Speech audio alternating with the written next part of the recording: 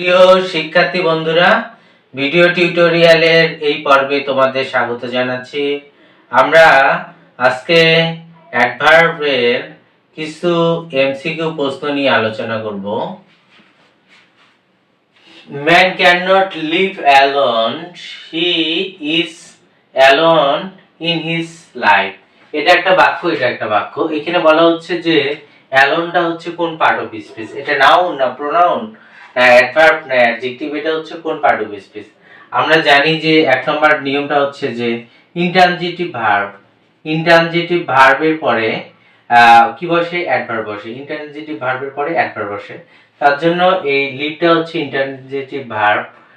এরপরে কি হবে? এরপরে যে ভার্বটা হবে, ইন্ট্রানজিটিভ ভার্বের পরে যে শব্দটা সেটা হবে অ্যাডভার্ব। তাহলে এই শব্দ অ্যালোন শব্দটা হবে অ্যাডভার্ব।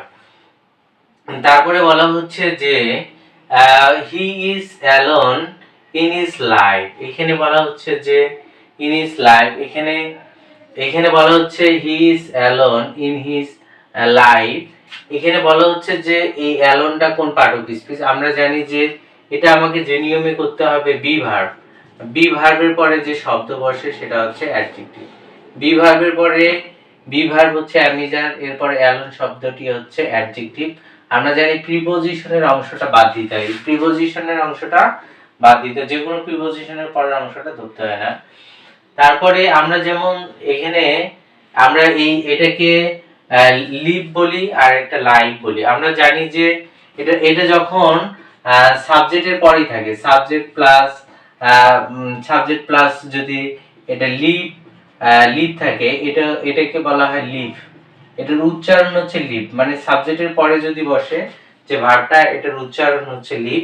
আর এই লিভটা যদি অন্য কোনোখানে বসে, যেমন এটা শেষে বসছে, সাবজেক্টের অনেক শেষে বসছে, এটাও যেমন শেষে বসছে, এখানে শেষে বসলে সেটা কিন্তু উচ্চারণ হচ্ছে লাইভ। আমরা জানি যে যদি সাবজেক্টের সাথে না বসে যদি অন্যখানে বসে, এই লিপের উচ্চারণটা হয় হচ্ছে লাইভ।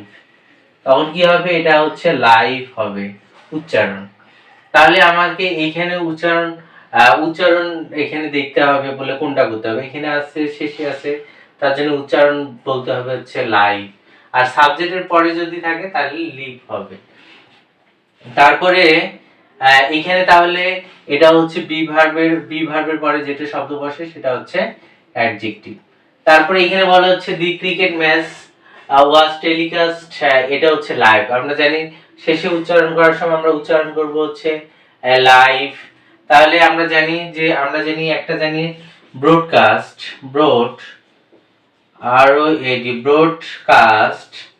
ব্রডকাস্ট এবং টেলিকাস্ট।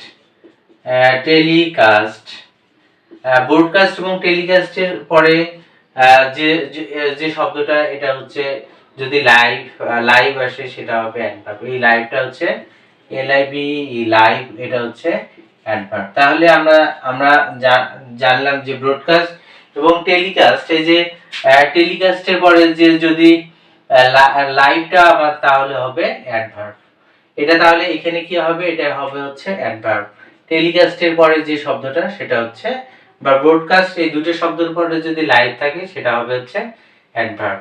তারপরে এইখানে যেমন নাউন, এটাকে বলা হচ্ছে নাউন বাট, নাউনের পূর্বে যেটা বসে সেটা হচ্ছে অ্যাডজেক্টিভ। এটাও লাইভ, উচ্চারণ হচ্ছে লাইভ, কিন্তু এই নাউনের পূর্বে বসছে সেটা, তার জন্য এটা হবে হচ্ছে, এই লাইভটা হবে হচ্ছে অ্যাডজেক্টিভ।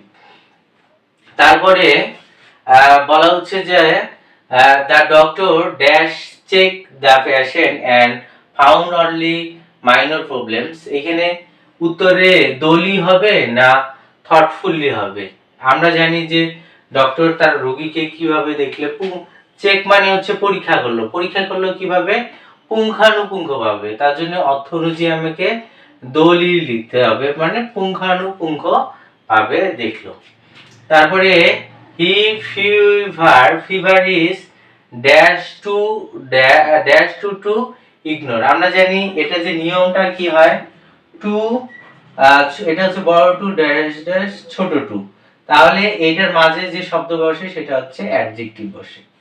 তাহলে আমরা জানি যখন এখানে টু আছে তাহলে এখানে এই দুটো অপশনের মধ্যে কোনটা হবে, সো হাই হবে না টু হাই হবে। আমরা জানি এখানে টু আছে তাহলে তার প্রথমে যে শূন্যস্থান হবে টু, তারপরে হচ্ছে অ্যাডজেক্টিভ হচ্ছে হাই, তারপরে টু হবে। তাহলে এই টু কে বলা হয় হচ্ছে অ্যাডভার্ব, এই টু কে বলা হয় অ্যাডভার্ব। তারপরে বলা হচ্ছে প্লিজ কাম অ্যাগেইন। আমরা জানি যে প্লিজ কাম অ্যাগেইন, এখানে প্লিজটা কোন পার্ট অফ স্পিচ? আমরা জানি যে প্লিজ এবং কাইন্ডলি, আমরা জানি হচ্ছে প্লিজ প্লিজ অবলিক হচ্ছে কাইন্ডলি, কাইন্ডলি এই দুটো শব্দ হচ্ছে অ্যাডভার্ব। তাহলে কি হবে, আমরা প্লিজটা হবে হচ্ছে অ্যাডভার্ব। তারপরে he was wise enough to accepted the others, এখানে বলছে যে এনাফ এর ব্যবহার, এনাফটা হচ্ছে কোন পার্ট অফ স্পিচ? আমরা জানি যে এটা হচ্ছে কি হবে, যদি adjective plus adjective oblique adverb plus enough, ENOUG, তাহলে অ্যাডজেক্টিভ ওয়াইজটা হচ্ছে অ্যাডজেক্টিভ একটা শব্দ, অ্যাডজেক্টিভের পরে কি বসে? এনাফ বসে। যখন অ্যাডজেক্টিভ বা অ্যাডভার্বের পরে যদি এনাফ বসে, এই এনাফকে বলা হচ্ছে যে অ্যাডভার্ব, এনাফকে বলা হয় অ্যাডভার্ব বলা হয়। তারপরে তাহলে এই এনাফটা হচ্ছে অ্যাডভার্ব।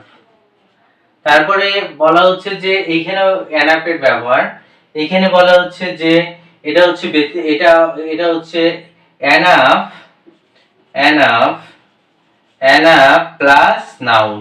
আমরা জানি ওয়েলথটা হচ্ছে সম্পদ, এটা হচ্ছে নাউন, নাউনের পূর্বে যখন এনাফ বসে তখন এই এনাফকে বলা হয়, নাউনের পূর্বে বসে তাহলে কি? অ্যাডজেক্টিভ, নাউনের পূর্বে বসে হচ্ছে অ্যাডজেক্টিভ, তার জন্য এই অ্যানাফটা এই বাক্যের মধ্যে হবে হচ্ছে অ্যাডজেক্টিভ, আর এই বাক্যের মধ্যে হবে হচ্ছে অ্যাডভার্ব। যদি অ্যাডজেক্টিভ এবং অ্যাডভার্বের পরে যদি অ্যানাফ বসে তাহলে এই অ্যানাফকে বলা হচ্ছে অ্যাডভার্ব। তাহলে আজ এ পর্যন্ত, দেখা হবে পরের টিউটোরিয়ালে।